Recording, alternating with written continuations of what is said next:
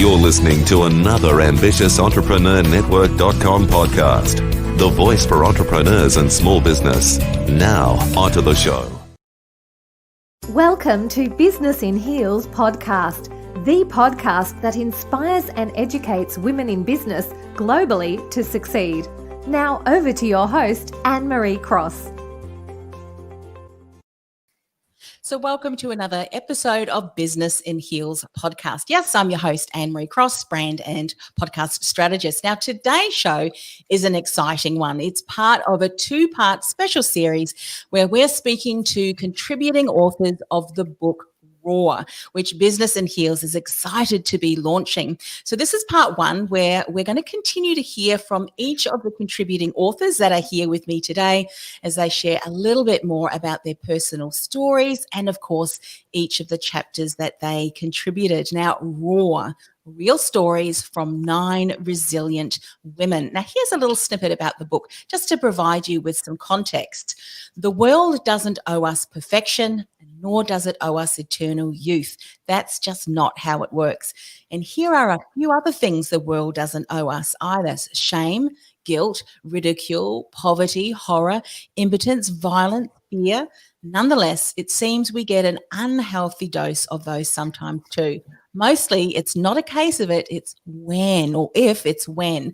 And while you can surround yourself with positive, like-minded people to help you through, when it's all said and done, it's those lonely hours between 2 a.m. and 4 a.m., I'm sure you know those ones, when we often find ourselves facing our demons. So let's welcome some of the contributing authors on today's episode, where they're going to share a little bit more why they contributed their chapters. So we welcome Kim Wright, Tina Daisley, Lisa Sweeney, and Kirsten Gunnis. Welcome, ladies.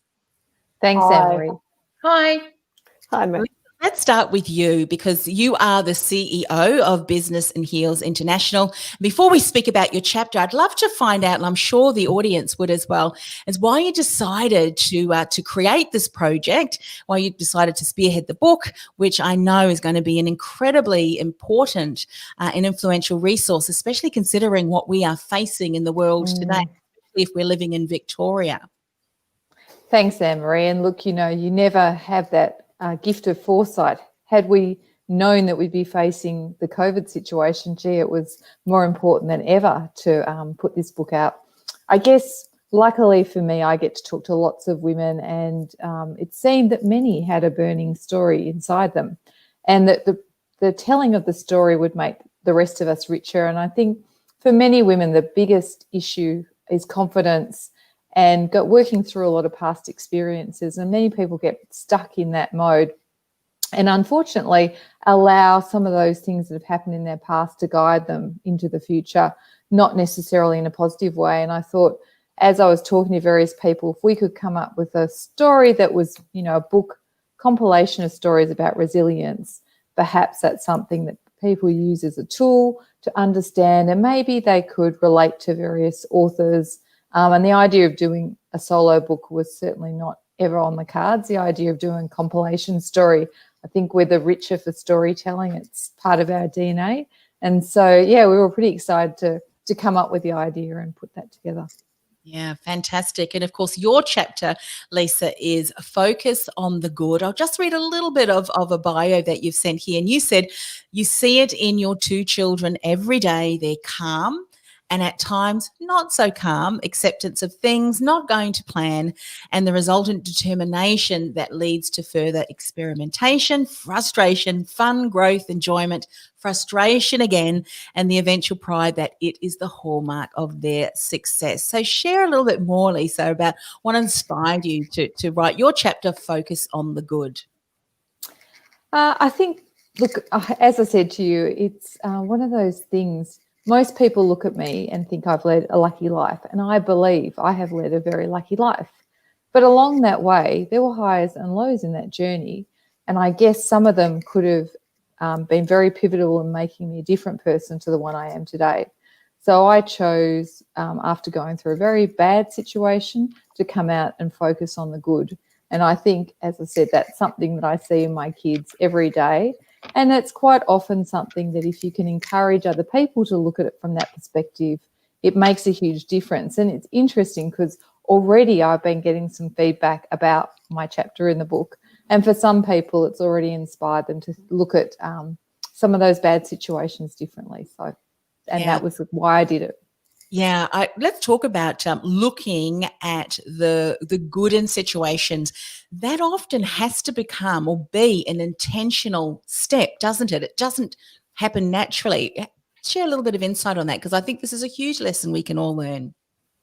Yeah, I think it's one of those things when something bad happens, you often tend to dwell in the moment.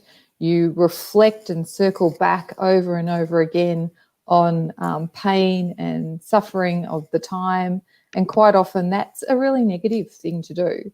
And you assume that lots of other people are going to be looking at you negatively or not supportive. And yet it's quite the opposite. And I think it's lots of people tend to go insular and keep things to themselves because they're either embarrassed, feel guilty, really not quite sure how to express those emotions. And I think sometimes it's the sharing of the emotion and just letting it out there that allows other people in to actually support you. So.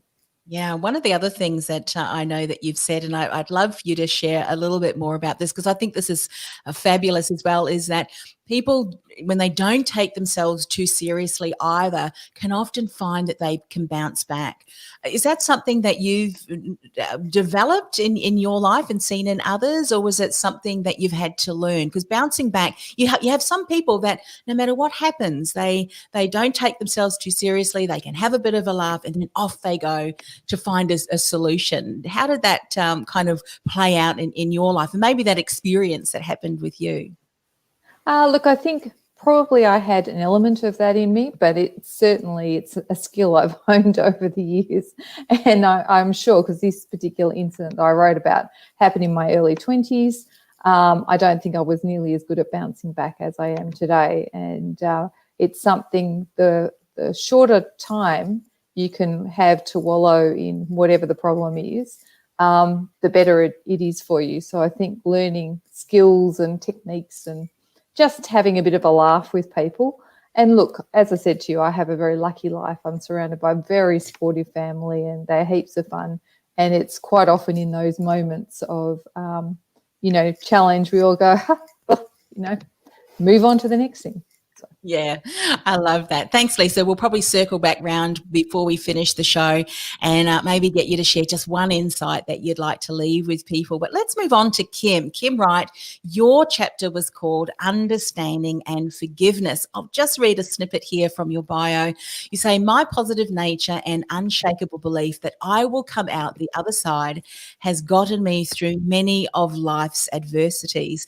Combine this with an insatiable desire for more from life, and you get a life that has constantly evolved. The truth is, it hasn't been easy, and I certainly have taken the scenic route to reach the point where I now make sense of my life. I love that, taking the scenic route. So, Kim, share a little bit more about what inspired you to write this chapter, Understanding and Forgiveness. I guess the main reason I wrote this story is because I wanted to acknowledge my younger self, because she has played a major role in my life and in the overcoming the adversities, and she's the essence of who I am.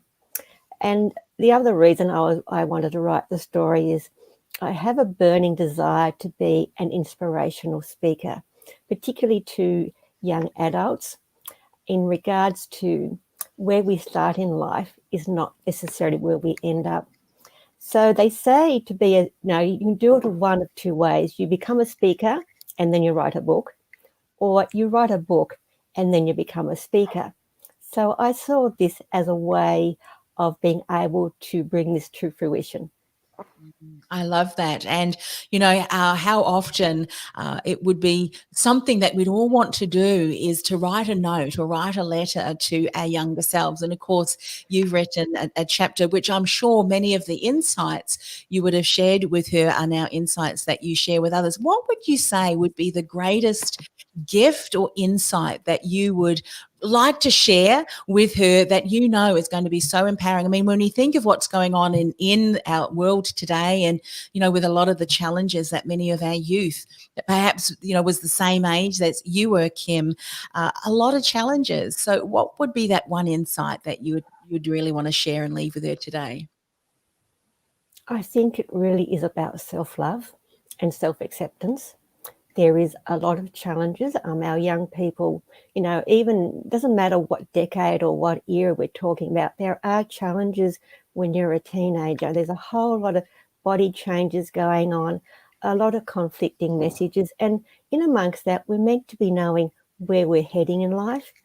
Now, you know, the current pandemic has brought in a lot of uncertainty, but you know what? Uncertainty is part of life. So I think I'm fortunate because of my life experiences. I have developed resilience, and I know that I will come through this, and I know the world will come through it. How it will come through it, I don't know, but we will come through it. And it comes back then to the individual to have that unshakable belief in yourself that no matter what, you can take care of yourself and you will get yourself through this. Something that you've said here, and I'm just going to read it, and it beautifully emphasizes what you've just said about the self-love. I mean, often as young people, and even not so young, I know, you know, as adults, as women, we can often take this on board as expectations and what others think of us. But I love the reminder that you've said that the belief of us being worthy, of being good enough, of being deserving, that's so important, because when we don't have that certainty, we can often then be swayed by people's opinion of us. And I don't know about you, but it's not nice to feel that pressure, is it? What would you say to someone that perhaps still has a little bit of growth to go in accepting of themselves, even though maybe some circumstances has been that they wish that hadn't have happened? But I know in your situation, in your chapter, you've certainly gone through that and grown through that. But what would you say if someone was still struggling through that? Do the work.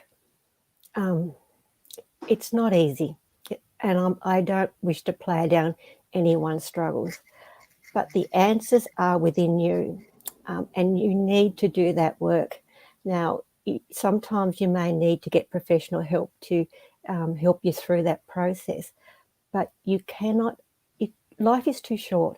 None of us can afford to sit around for too long. As Lisa said, sitting in the wallow of it, in the misery of it, and playing the blame game.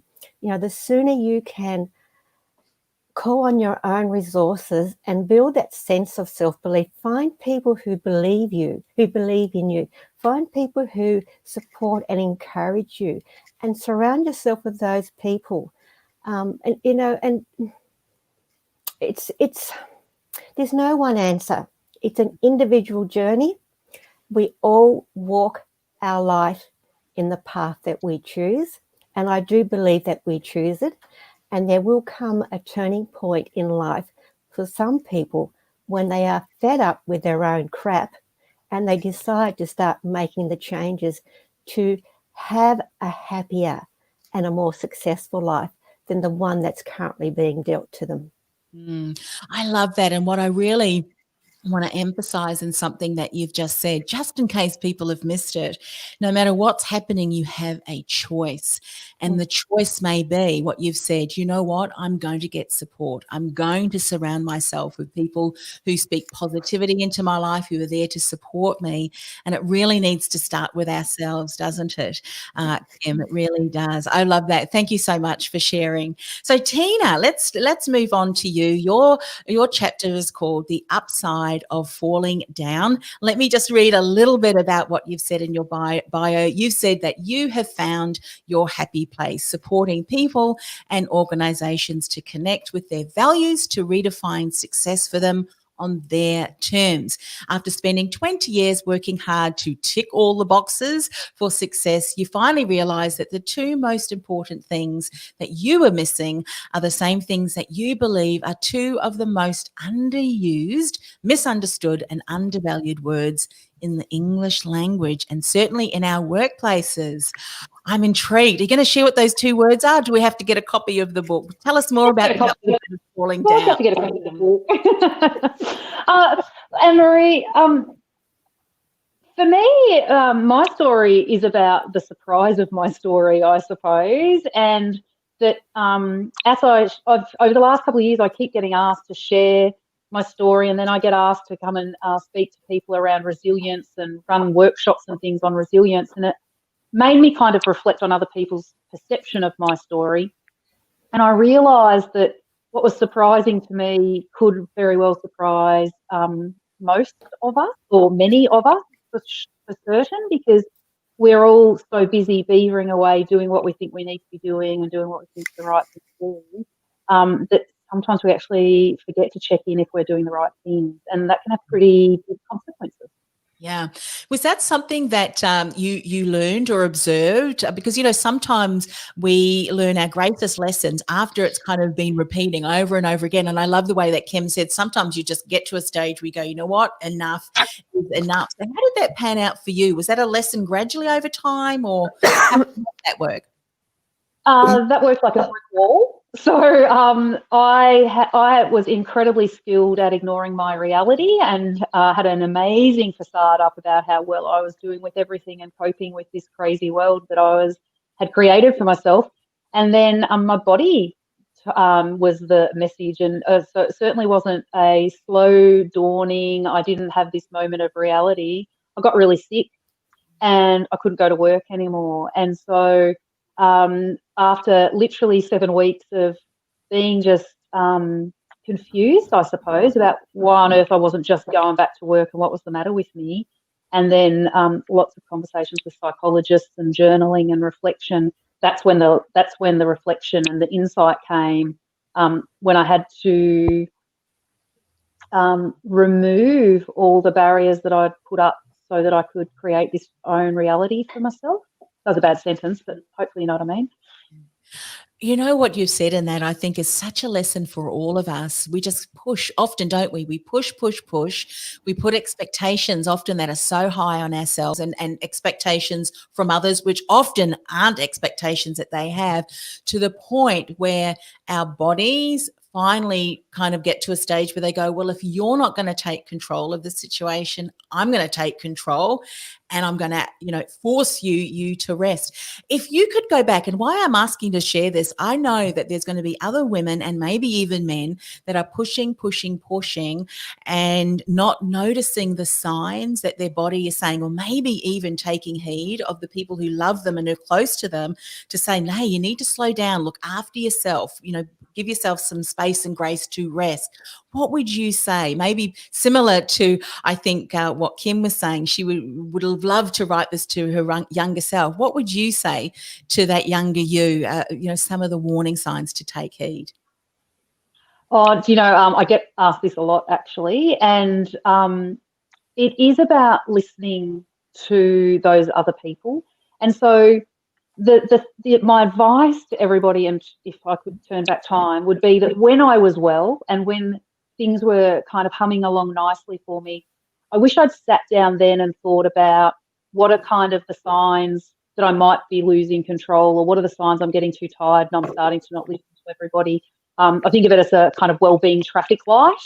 But as part of that, knowing who your team is, and so identifying the 5 or 6 people in your world that truly love you and know you well and have nothing but your best interests in mind, and make a commitment to yourself that if 2 or 3 of them raise with you that they're concerned, that instead of just brushing them off, you might just find the space to listen to what they say and just entertain the conversation, because the people that knew me best saw this coming, and I'm great at convincing myself, let alone everybody else, that things were okay, and so I just kept pushing them away.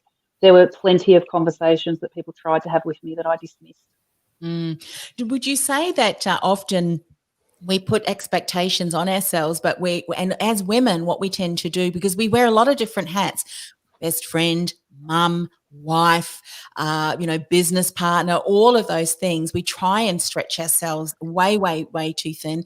One of the things I think as women that we often struggle with, and maybe we'll open this up later, but I'd love to hear some of your thoughts and insights into this.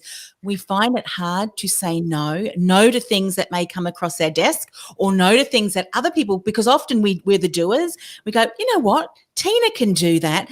And then you may not have the heart to say, look, I'm sorry, I'm stretched so thin. Let's talk about that, because I think a lot of women struggle with no, that word NO, which, by the way, I don't think is one of the words in the book that you're talking about, but share a little insight about that. Yeah, absolutely. So right. And, the reality check for me was that I thought it was all about wanting to help people that made me say yes too easily. And then I had to realise that it wasn't so much about helping people, but a fear of letting people down, which led to this whole progression of realisations around it's not just about letting people down. It was about people then not thinking I'm good enough or I'm not worthy.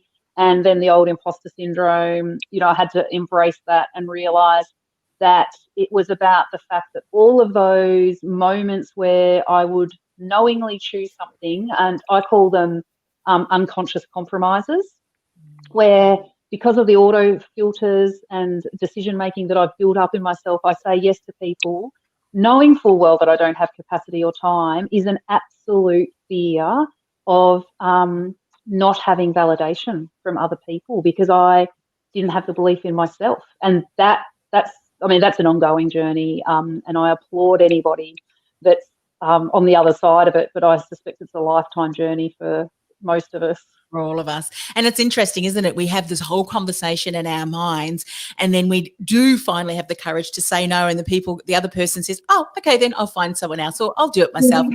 And it's like, well, I just spent half of my, an hour worrying about nothing. So yeah, love that, Tina.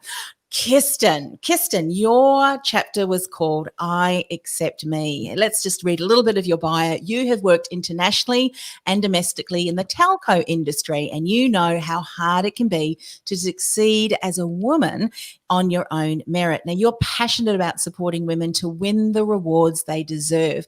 And with over 25 years of experience within operations management, you have seen it all. Love that you've captured that in this book. So I Accept Me. Tell us a little bit about your thinking behind writing that particular chapter. Well, I think, and the message is similar to all of them from everybody else. It's a process that we all go through, because when we're born, there are expectations placed upon us. Our parents always want the best for our children. And so, unfortunately, for some of us, we take those expectations and really run with them. And I think, my personality type, it just took all of those. And it wasn't until I was diagnosed with a mental health issue in my early 30s, and quite a severe one, that it really required me to stop and build a support team. I had probably already unconsciously built a number of coping mechanisms for myself.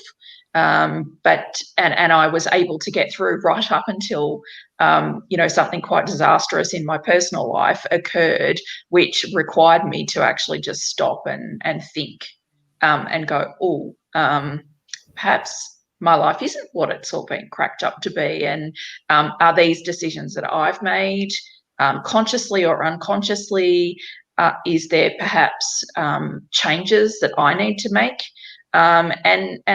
It's a difficult process to go through, I think, Anne-Marie. You mentioned a number of different things, different aspects or insights. Do I need to do this and this? And often the answer is, well, actually, all of them or a combination of them. And isn't it interesting? I think, a number of the ladies here today have said it was something that happened, that occurred, that really forced you to make a decision in the changes that, to support you in moving forward. And how wonderful it is that now you're able to share those insights, especially for other women that may be experiencing the same things. What would be one thing that you would, similar if we take a leaf out of the chapter in Kim's book and also Tina, sharing one insight that you would have loved to share with your younger self, which of course you'd love to speak into a life of maybe a woman who is starting to kind of build up the tension, things are happening. What would you say to her to say, you know what, you really need to take a step back now and do this? What would that be, Kirsten? That's a really interesting question, Emery. A little bit differently to perhaps say like Tina. I could manage, and whilst I probably had put that false expectation up for everybody else in the perception, I pretty much saw myself as a bit of a corporate rock star. I was traveling internationally whilst I was, undergoing treatment, changing of drug regimes. There wasn't any one thing. I think I just had to come to terms with that I didn't quite like who I had become. And I needed to make a wholesale change, and it meant changing everything in my life, which there wasn't one, whilst there was a catalyst that brought about this, I still managed for well into my, early 40s until it all finally, fell over in a heap. I think a lot of people do that. Whilst there might be an epiphany point, it's hard to get to that acceptance point because you have to go through so many things until either something physically stops you. And I just don't know that there was anything I could have turned around and said, oh, okay, how can we?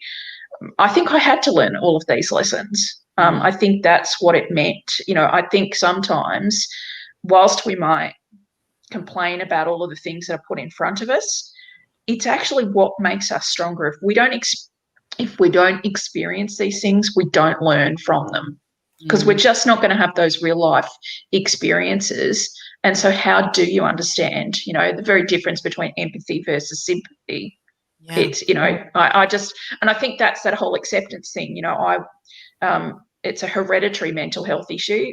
At the beginning, it was a gift I could have given back. But unfortunately, you have to come to some form of acceptance so that you can actually manage forward.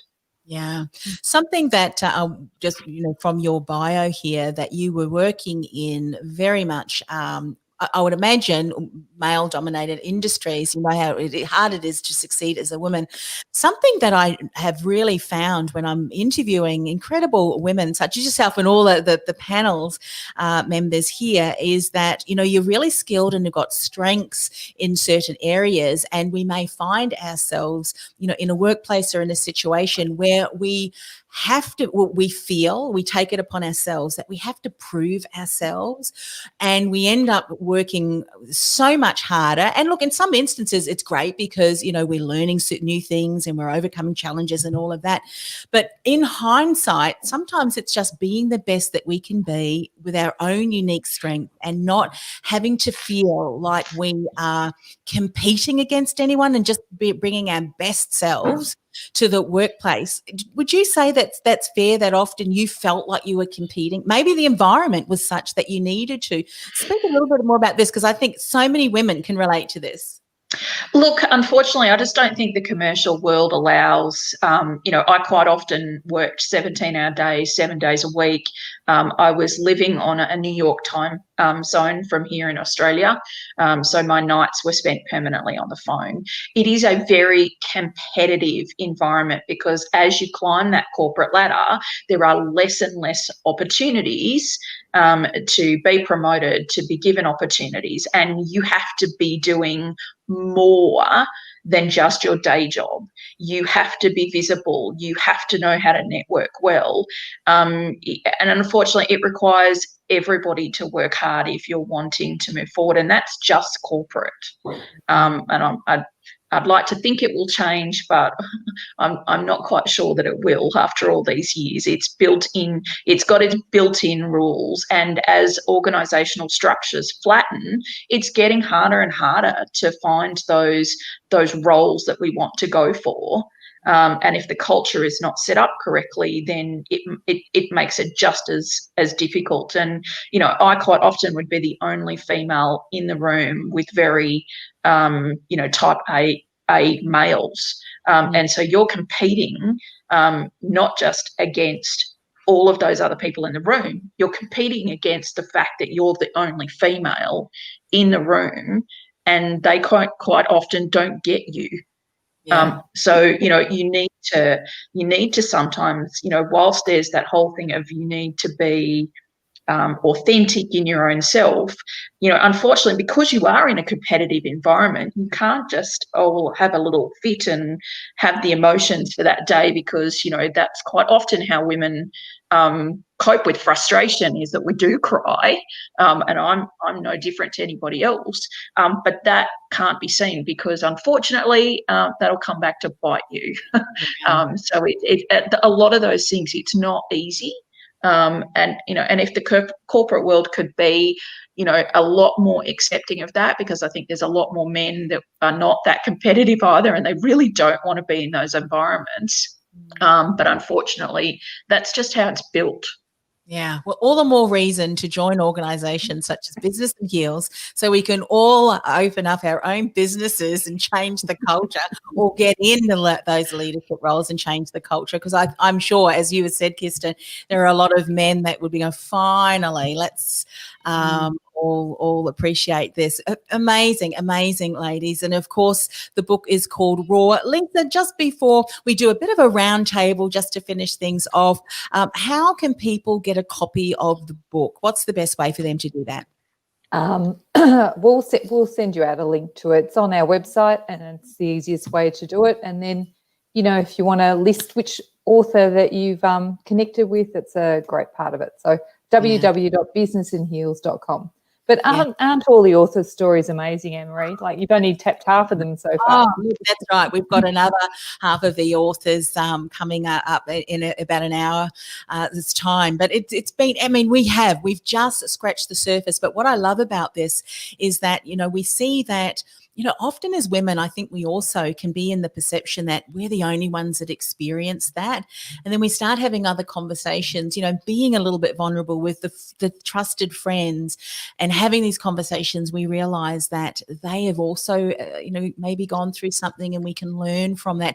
And that's one of the things I think we used to do a lot more of, you know, in other communities where they would still get together. I mean, we can't do that in Melbourne at the moment, or we can do that via Zoom, have the gatherings where some of the older women, you know, the generation was able to speak into the lives of the younger and share the lessons, you know, which I think is beautiful. And now, of course, you've captured it in the book. Let's go round, starting with you, Lisa. What would be one last insight that you would love to share today, maybe relative to the book, or maybe just for women who may be listening today, when we're talking about resilience and building resilience? Yeah, and I think, well, my message would be, no matter what you're feeling at the moment, there's nothing that's that bad, really. You know, go and talk to other people, get connected, you know, share any problems that you're feeling. Now is the time to be more connected than ever. I love that. And maybe, Kim, what would be one last thing that you would like to share, one insight about resilience?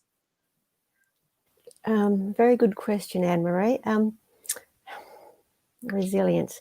Look, resilience it's an interesting word, and I won't digress and go into my perspective on the word itself. But to become resilient, you need to first of all have the issues. You know, we can bounce through life thinking it's all just fantastic and nothing really ever affects us, but you can only ignore it for so long, and it will come back and bite you. And so you're probably doing yourself a disservice by not recognizing it earlier. I know myself, it took, it was in my 40s before I actually said to myself, I'd had enough and I wanted to make some changes.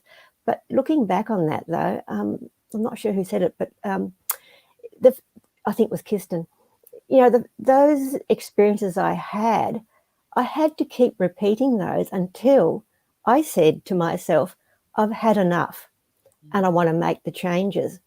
So I guess my message is get to that I've had enough stage quickly, so that you do make the changes to become resilient, because otherwise the universe will keep sending you these experiences until you get it. Brilliant. You didn't see this, Kim, or the rest didn't see it, but when you said that, learn it quickly, I could see everybody in the book going, absolutely. Sometimes, I mean, maybe this is just me, you can tend to be a little bit stubborn. It's like you have to, but like the second time round, and if you have to do it the third time round, make sure it's the third time lucky, get the learnings, get the support that you need. I love that. What about you, Tina? What would be one last insight that you want to share? Mine would connect really well to Kim's, actually, because I call it the silent B in resilience, which is boundaries. So I think particularly those of us sort of in our 40s, we grew up without needing to learn our boundaries because they were there physically. Our parents were in an environment where offices were physically unlocked and locked, and life was compartmentalized. And so we were raised in a way where those were assumptions that would be what we would have throughout our life. So we've not only not learned how to identify the boundaries we need, but we don't know how to implement those boundaries so that we feel comfortable that they work for ourselves and everyone around us. And so I just really encourage everyone to have a really good think about what the boundaries are and their limits are that they need, so that they really can get through things quickly. Because, of course, resilience doesn't mean you don't have a hard time. Resilience means your recovery is quick, as Kim said. So boundaries. Yeah, I love that. And that's true, isn't it? I can't remember whether it was a colleague or a client that said this. We talked about resilience being a muscle. Well, the only way to build it is to have challenges. If everything, and I think you said this, Kim, that if everything's perfect in your life, well, guess what? You're not really going to build your resilience. And I think sometimes, when we, as parents, we want to protect our kids, but sometimes it's in those challenges, little ones as they're getting older and so forth, supporting them and being able to address that and to have different ways of looking at things can be the best gift, because there's going to be challenges always, isn't it, in their lives. So Kirsten, one last insight from you. What would you like to share? Look, I think if you do find that you're, going through something, get the right assistance. Build a support team around you. Because until you get to that acceptance, it's really hard to move forward. And that's what I found, because you're always pushing back on whatever the situation is, because you're either going, look, this is the way I want it to be, or I just don't accept it. So, so therefore it's not real. As Kim said, you do have to get to that point at some point really quickly, because you need to accept it, because only then, once you've accepted your situation, can you then go, all right, this is where I'm at. What am I going to do to change it? Or perhaps it's a mindset approach, is that, yes, I can accept this, and now my mindset has to change. And that's when I can actually make a bigger difference to my life. Yeah, brilliant insights. Well, thank you, ladies. It's been a fantastic part one to the book Raw, and I'm sure that the chapters that you have each shared, as well as the other chapters that the authors, which are coming up, have shared, is certainly going to be an incredible resource that we're going to each want to have on our bookshelves, especially considering what we're going through at the moment. We certainly are building our resilience muscle, whether we like it or not, and we can certainly take insights from each and every one of you. So Lisa, did you want to say one more thing, or we finish up? Yeah. Thank you, Anne-Marie. It's been much fun. Terrific. Yes, it has. Well, thank you, ladies. And of course, the book is Raw and Business in Heels. Go and check them out. I know that we're sharing this across different platforms. Please reach out to all the individual owners or authors as well across their social media platforms. And bye for now. Bye.